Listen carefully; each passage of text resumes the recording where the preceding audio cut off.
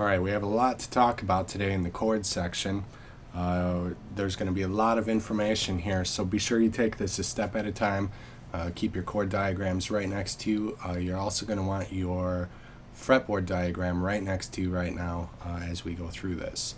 So the first thing we're going to talk about today is first off just getting this whole bar to work. I've discussed it in the past.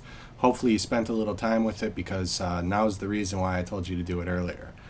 So what we're going to do is we're going to get acquainted with the notes up and down on the 6th and 5th string and how that relates to where our bar positionings will be. So starting off, if you start off on the 6th string as an E note, there's obviously no bar going to happen there. So the first bar takes place at the 1st fret, and what we're going to do is we're going to take our first finger, lay it flat across all of the strings. All right. Now this is pretty frustrating at first, so if you don't get it, don't worry, because almost nobody does. So what you're going to do is squeeze it down. An important thing I find is to take the thumb and move it more to the bottom of the back of the neck, and what that does is it gives your wrist a nice straight angle, because what you're going to want is your first finger to be flat almost all the way to the knuckle. Now I've seen people do it slightly different ways than that, but generally the first finger is pretty much flat across. That way you know you're getting all of the strings and pressure on all the strings. The other thing is, back to the thumb, the reason why I move it to the bottom of the back of the neck is because the tip of your finger is got plenty of pushing power, but the base of your finger really doesn't push anything at all. So if you put your thumb to the bottom of your hand, you get a little more pressure on the upper 3 strings, or the 1st, 2nd, and 3rd string. Okay?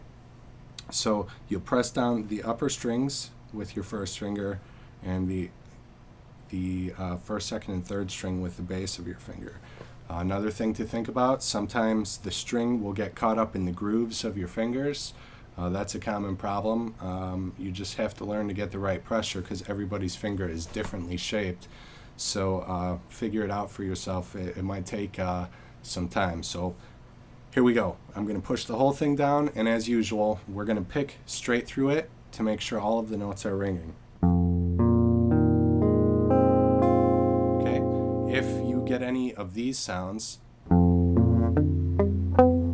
you're obviously not pushing the frets all the way down, and you need to, sometimes it takes a little while to develop the strength. You're going to feel a little discomfort in here, maybe in the back of your thumb.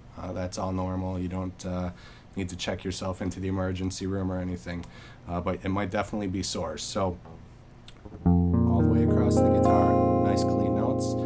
Now the thing about the bar is we're going to be learning to place this in every possible position up and down the string. So what you want to do is just practice going 1 fret up at a time. So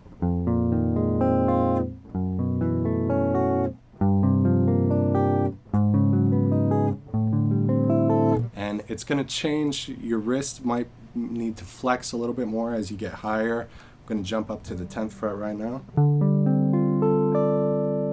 It's going to be a little bit different experience at every fret, so that's why I want you to practice that at each fret.